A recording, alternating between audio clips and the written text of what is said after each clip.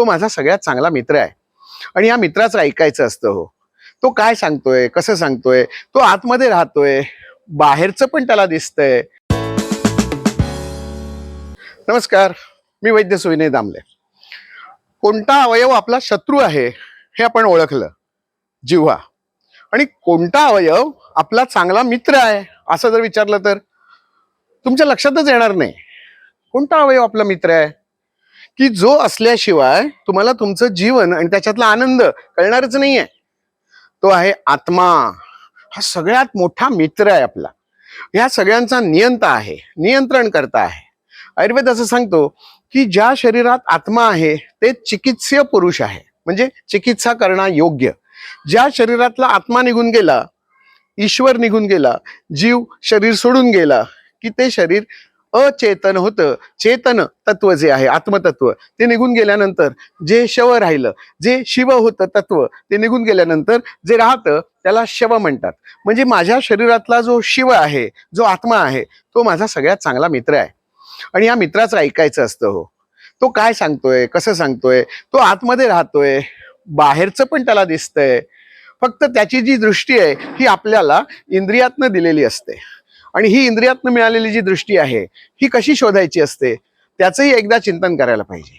या इंद्रियांच्या मार्फत या सगळ्या आत्म्याचं नियंत्रण चाललेलं असतं. शब्द, स्पर्श, रूप, रस, गंध या सगळ्यांचा वापर करत या आत्म्याला या सगळ्या गोष्टींचं अनुभूती, ज्ञान येत असतं. म्हणजे आपल्याला जे डोळे आहेत, आपल्याला हातपाय आहेत, आपल्याला जीभ आहे, आपल्याला कान आहेत, हे सगळं, त्वचा आहे, ह्या सगळ्यांमार्फत आत्मा अनुभव घेत असतो. त्याचं सुख दुःख त्याला नसतं, फक्त तो त्याच्यावर चिंतन करत असतो आणि सुख आणि दुःख यांच्या इच्छांचा तो विचार करत असतो.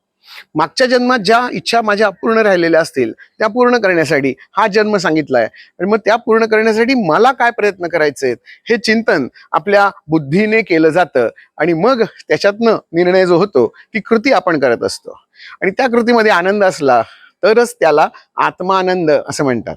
नाहीतर तुमच्या नुसत्या शरीराच्या स्तरावर, नुसत्या मनाच्या स्तरावर, नुसत्या इंद्रियांच्या स्तरावर, नुसत्या अग्नीच्या स्तरावर आनंद कसा मिळणार आहे? ती अनुभूती ज्याला मिळाली पाहिजे तो सगळ्यात मोठा मित्र आणि त्याला एकदा विचारलं पाहिजे, काय कसं वाटतंय तुला? आणि मग त्याच्याकडनं उत्तर येतंय, वा मस्त. जसं 2 नंबरला साफ होतंय की नाही हे कोण सांगतो हो तुम्हाला? तुमचं शरीर सांगतं. शरीर म्हणजे तो अवयव सांगतो का? पोट सांगतं का?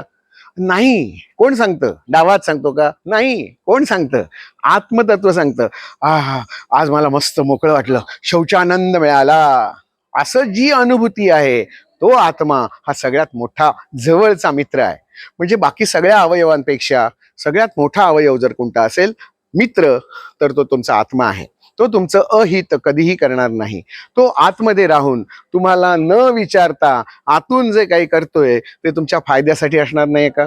कारण या शरीराचा मालक जो आहे तो शरीराचं नुकसान कशाला करेल? घराचा मालक घराचं नुकसान कशाला करेल? अजिबात करणार नाही. माझं जे घर बांधलेलं आहे त्याच्यावर काचांवर मी काय दगड मारेन?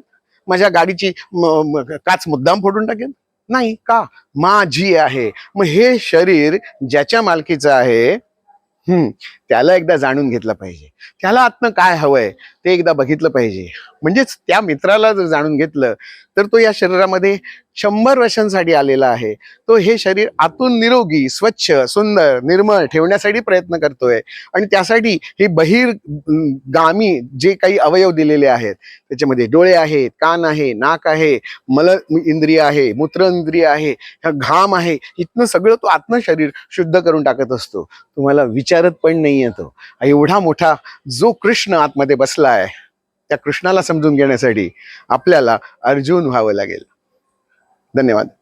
जेव्हा आमच्या घरामध्ये ही कलई लावलेली तांब्या पितळीची भांडी होती तेव्हा आम्हाला डायबिटीस नव्हता असं लक्षात येत होतं आणि ही भांडी आम्ही मोडीत काढली आणि नको ती भांडी आमच्या घरात आणून ठेवली. ते ॲल्युमिनियम, हिंडालियम यामुळे रोग वाढत आहेत हे लक्षात येते का तुमच्या? रोग कमी करायचे असतील तर घरातली भांडी बदला.